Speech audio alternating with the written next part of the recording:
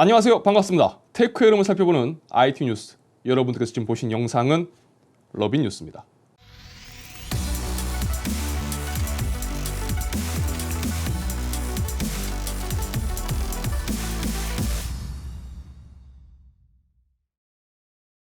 자, 3분기를 마감하고 실적 발표가 이어지는 시즌입니다. 그리고 어제 AMD의 3분기 실적 발표가 있었습니다. AMD의 3분기 매출은 43억 달러, 영업이익 9억 4,800만 달러, 순이익은 9억 2,300만 달러를 기록했습니다. 자, AMD CEO 리사소는 매출이 전년 대비 54%가 증가했으며 영업이익은 2배로 늘어났다. 기록적인 분기였다. 특히 3세대 에픽 프로세서 출하량의 경우 데이터 센터 매출이 2배 가까이 증가하면서 크게 증가했다라고 말했습니다. 자, AMD 실적 발표가 이 시점에서 좀 더 무게 있게 다가오는 이유는 얼마 전 인텔의 실적 발표가 있었기 때문일 겁니다. 얼마 전 뉴스로 전해드렸던 것처럼 인텔은 실적 발표 이후 엄청난 주가 하락을 경험했습니다. 그리고 AMD의 실적 발표 이후 또 한 차례 추가 하락세를 보이고 있습니다. 투자자들 입장에서는 1년 기준으로 5% 남짓 오른 인텔 주식보다는 55%나 오른 AMD가 더 매력적으로 보일 수 있을 겁니다. 그러니까 돈 안 되는 건 털고 돈 되는 거 들고 있자라는 너무나 간단한 심리라고 볼 수도 있을 겁니다. AMD의 파트별 실적을 살펴보면 컴퓨팅 및 그래픽 부문 매출이 전년 동기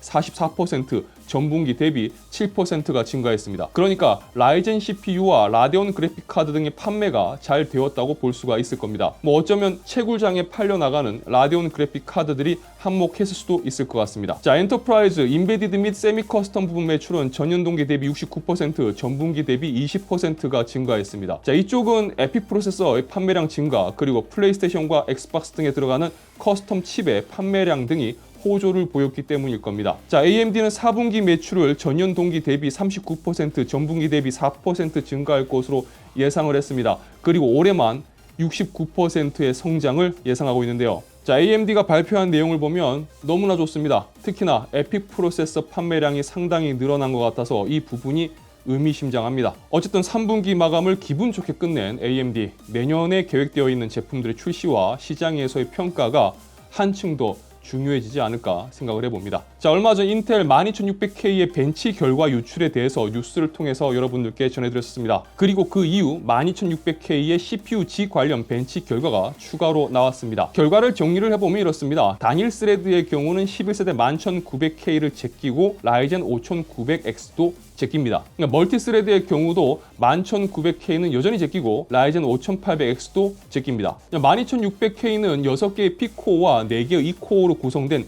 10코어 16스레드 모델입니다. 자, 그러니까 단순히 코어와 스레드로만 따져본다면 6코어 12스레드의 11600K보다 높은 성능이 나오는 건 충분히 이해를 할 수가 있습니다. 그런데 8코어 16스레드의 11900K보다 성능이 높게 나오는 건 단일 코어 성능이 올라간 것과 이 코어에 영향이 있다고 볼 수가 있을 것 같습니다. 자, 여튼 이렇게 되면 12세대에서는 i5급이 전세대 i9급을 제끼는 팀킬이 나오게 되는데요. 아무리 생각을 해봐도 12세대는 하위 라인업의 가치가 상당히 높지 않을까 생각됩니다. ASUS 보드 관련해서 몇 가지 정보가 나온 게 있는데요. 좀 특이한 부분이라서 뉴스를 통해서 여러분께 전해드립니다. 우선 ASUS 쪽 보드의 경우 부각되지 못한 부분이 하나 있는데요. 타사 보드들은 유출된 이미지를 보면 CPU 소켓 부근의 홈이 단일로 되어 있습니다. 그런데 ASUS 보드들은요, 보시는 것처럼 홈이 듀얼로 되어 있습니다. 이전에 사용했던 쿨러 가이드를 그대로 사용할 수가 있게 해놓은 거죠. 그리고 ASUS는 그래픽 카드를 쉽게 분리할 수 있도록 퀵 릴리즈 버튼을 보드에 추가했습니다. 그리고 와이어를 사용한 상당히 단순한 구조를 갖추고 있는데, 이게 단순한 걸 떠나서 이거를 여기에다가 이렇게 사용하려고 했다라는 게 굉장히 기발했다고 볼 수가 있을 것 같아요. 어쩌면 이 기능 때문에 ASUS 보드를 찾는 분들이 생기지 않을까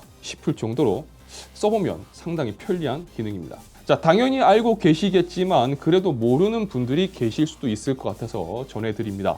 지금 오픈마켓에 들어가 보시면 일부 G590 메인보드들의 가격이 좀 이상하게 흘러가고 있습니다. 그중 현재 가장 핫한 녀석이라고 한다면 ASUS ROG Maximus 13 Apex 보드일 겁니다. 이 보드가 현재 오픈마켓에서 24만 원대에 판매되고 있는데요. 그런데 관심 없는 분들이 보실 때는 20만 원대 보드네 라고 생각할 수가 있는데, 원래 이 보드의 가격은요 60만 원대입니다.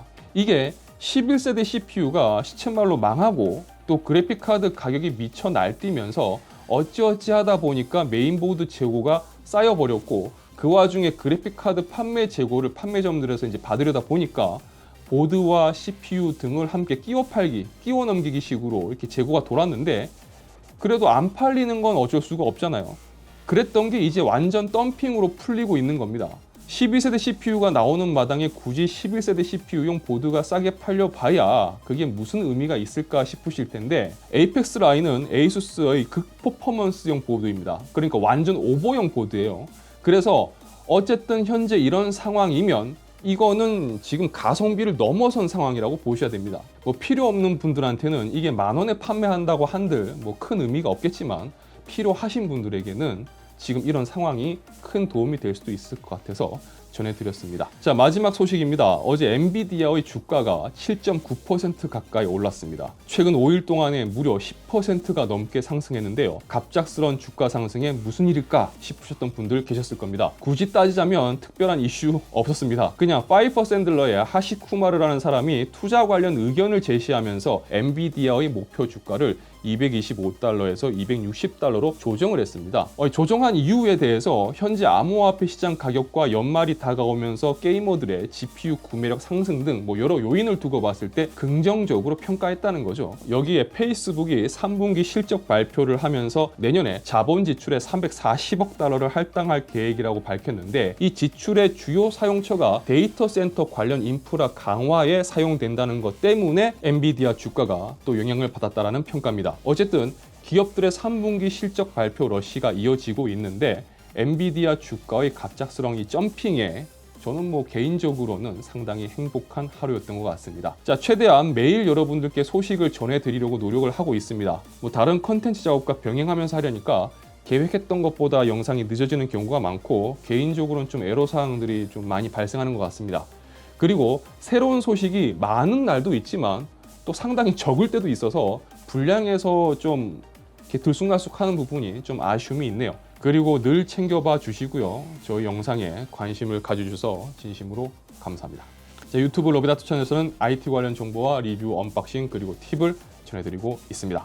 영상이 유익하셨다면 좋아요와 구독 그리고 알람 설정 부탁드리겠습니다. 시청해주셔서 진심으로 감사합니다. 지금까지 아트였습니다.